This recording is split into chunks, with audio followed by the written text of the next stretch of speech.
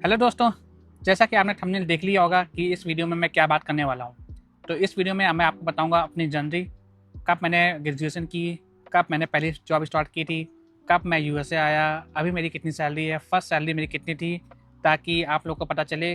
बहुत लोगों को लगता होगा कि कितना लकी है ये यूएसए आ गया, लेकिन उसके पीछे की स्टोरी किसी को नहीं पता है। तो वो पूरी स्टोरी मैं आज बताऊँगा। अगर आप चैनल पर नहीं हो रहे, चैनल को सब्सक्राइब कर लेना। आई होप आपको मोटिवेशन मिलेगी। तो चलो शुरू करते हैं। तो बेसिकली मैं यूपी से हूँ। मैंने अपनी ग्रेजुएशन जो है 2015 में कंप्लीट की थी। मैंने बीटेक किया हुआ है कंप्यूटर साइंस से। और उसके बाद मैं 2015 में जुलाई में नोएडा आ गया था जॉब करने के लिए, क्योंकि दिल्ली एनसीआर में ही ज़्यादा आईटी जॉब थी कंपेयर टू यूपी। यूपी में तो ज़्यादा जॉब नहीं है। जहाँ पे मैं रहता था कानपुर में, तो दिल्ली एनसीआर में नोएडा के मैं रहने लगा। मैं 1 BHK में, वहाँ पर 5-6 लोग रहते थे 1 BHK में, और उसमें ही हम लोग गुजारा करते थे। हालांकि घर से पैसे मांगने पड़ते थे, जो कि मुझे अच्छा नहीं लगता था। लेकिन दो पहले कुछ इनिशियल टाइम में जॉब ढूंढना बहुत ही मुश्किल हो रहा था, क्योंकि उतनी स्किल्स नहीं थी शायद मेरे पास, आप कह सकते हो, और या जॉब भी उतनी नहीं थी।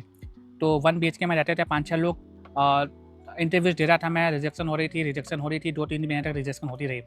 तो मैंने सोचा कि घर से पैसे मांगने से अच्छा है कि कोई पार्ट टाइम जॉब कर लेते हैं। तो मैंने क्या किया, शाम को 7 बजे से लेकर रात के 11:30 बजे तक एक पार्ट टाइम जॉब ढूंढी, 4 घंटे 4.5 घंटे रोज, जहाँ पे मुझे 7,000 रुपये मिलते थे एक कॉल सेंटर में। तो दिन में वो रात में वो जॉब करता था, और दिन में अपनी आईटी की जॉब ढूंढता था। मेरा था कि जॉब करूँगा तो आईटी में करूँगा, उसके अलावा कोई और किसी और फील्ड में नहीं जाऊँगा, क्योंकि मैंने बीटेक किया है कंप्यूटर साइंस से, और मुझे वो यूटिलाइज़ करना है। अदरवाइज़ बीटेक करने का कोई फ़ायदा नहीं है मेरे लिए। तो मेरा शुरुआत स्टार्ट से ही था कि मैं आईटी फील्ड में जाऊँगा।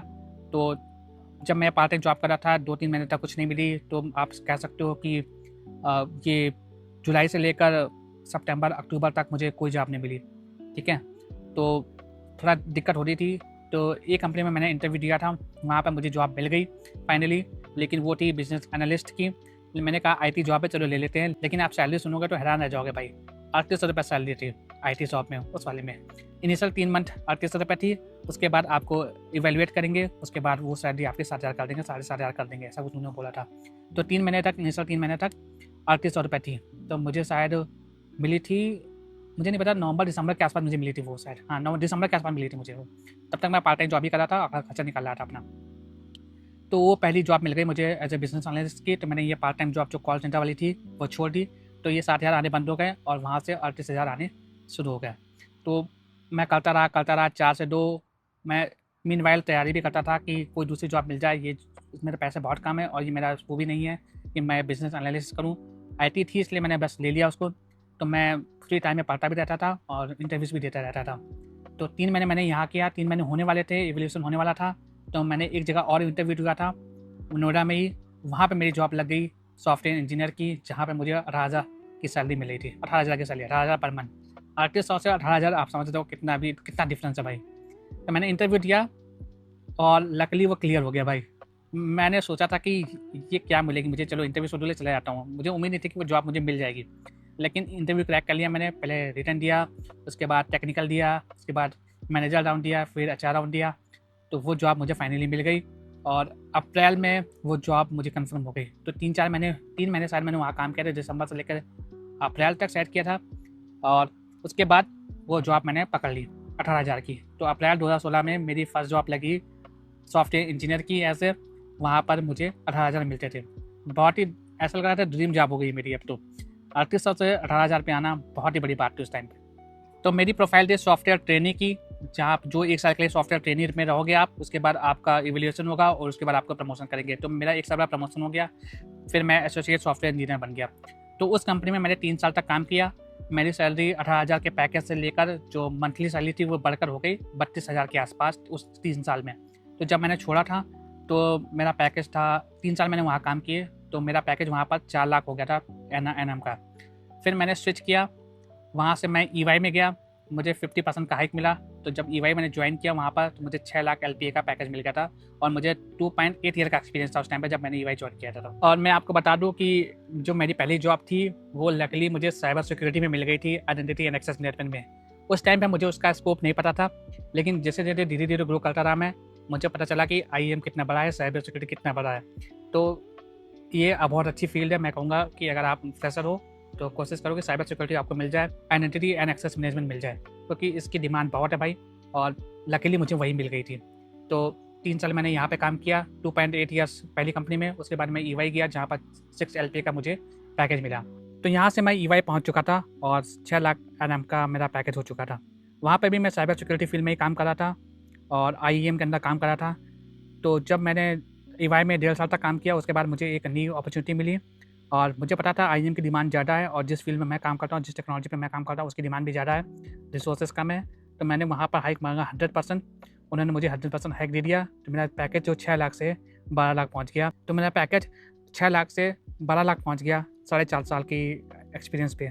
तो आप समझ सकते हो कितना तगड़ा मैंने ये हाइक लिया था।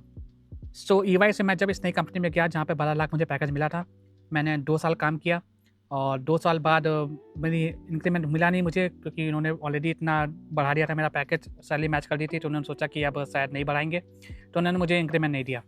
मुझे गुस्सा आ गई, मैंने फिर से जॉब ढूंढनी शुरू कर दी और मुझे एक जॉब मिल गई कॉन्ग्रेजन से, जहाँ पर मुझे 20 लाख का पैकेज मिल रहा था।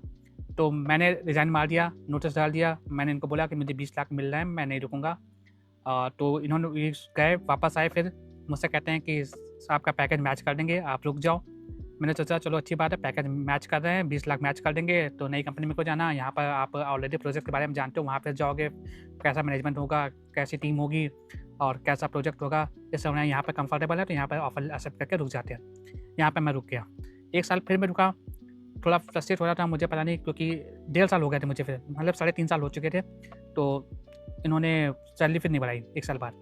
फिर मैं गुस्से में आ गया। फिर मैंने एक नया ऑफ़र ढूँढा।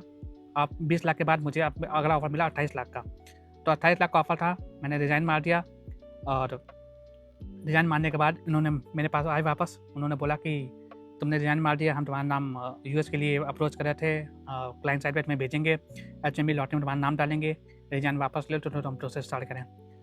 सैलरी मैच करने को नहीं बोला था। तो मैंने कहा चलो ठीक है, US का बोलना है तो अपना सैलरी मैं रहने देता हूँ और लॉटरी में नाम डलवा लेता हूँ। तो मेरी सैलरी अभी तक 20 ही लाख थी, मैंने रिज़ाइन वापस ले लिया, इन्होंने लॉटरी में नाम डाला। मेरा पहली बार लॉटरी में नाम गया था मार्च 2023 में और उस लॉटरी में नाम नहीं आया। मुझे लगा कि शायद ये लोग गोली दे रहे हैं, मुझे प्रोसेस के बारे में पता नहीं था, तो मैं फ्रस्ट्रेट हो गया। फिर मैंने दूसरी जॉब ढूंढनी शुरू कर दी। इस बार मुझे कैपजेमिनी से ऑफर मिल गया 20 लाख से 28 लाख का। 20 लाख मेरा पैकेज था इस करंट कंपनी में, मुझे 28 लाख से कैपजेमिनी से ऑफर मिल गया। तो मैं रिज़ाइन मारने ही वाला था, उससे एक दिन पहले मेरे पास आ गया कि आपका H1B लॉटरी में नाम सेलेक्ट हो गया है। अगस्त की बात है ये।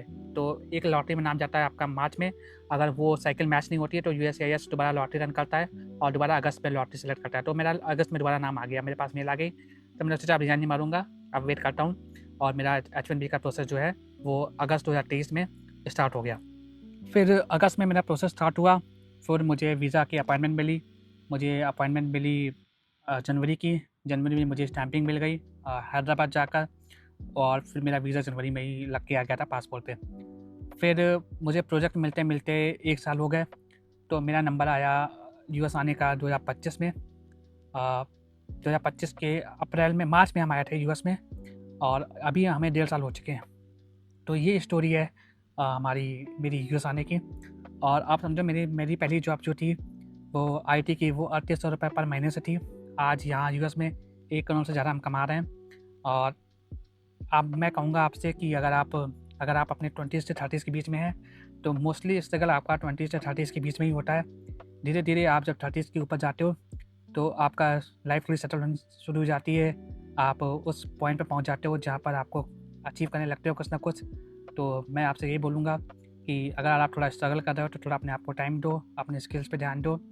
मैंने आपको बताया कि कैसे मैंने 3800 से स्टार्ट करते हुए 18,000 पे पहुँचा, 18,000 से फिर मैं 6 लाख के पैकेज पे पहुँचा, 6 लाख से फिर 12 पे पहुँचा, 12 से मैं 20 पे पहुँचा, फिर 20 से 28 पे पहुँचा। और मैं आपको बताऊँ कि यहाँ आने से पहले भी मेरे पास 42 लाख का ऑफ़र था।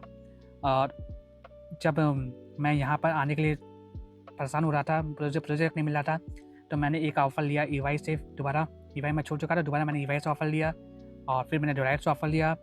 फिर मैंने एक कंपनी से और ऑफ़र लिया, उस ऑफ़र पे ऑफ़र। तो मेरे यहाँ आने से पहले 42 लाख का ऑफ़र था मेरे पास, 38 लाख पूरा मतलब सैलरी का और 4 लाख बोनस का।